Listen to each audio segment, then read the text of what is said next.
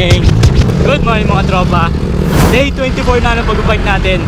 Para sa content natin na mabawi yung 40,000 pesos na pinabili natin ng fat bike. So as of today mga tropa, nakatipid na tayo ng 2,160 pesos. Meron na lang tayong 131 days para makumpleto natin yung content natin. So ngayong araw mga tropa, pauwi tayo ng bahay.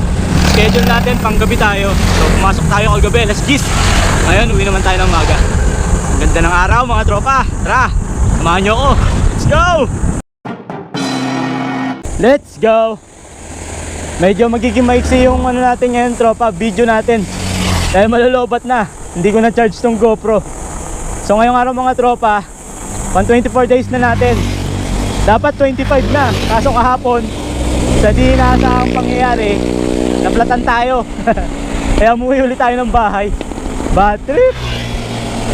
Ganda ng panahon mga tropa. Sarap talaga magbike kapag umaga. Kaso lang malolobat na tayo.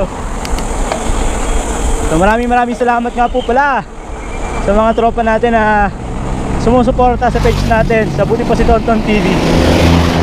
Medyo iksihan lang natin yung video natin ngayon. Bawi na lang tayo bukas.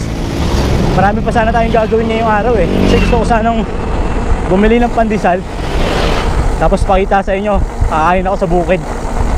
Kaso lang, di nakakabot tong camera natin. Morning! Ay, hanggang dito na lang muna mga tropa.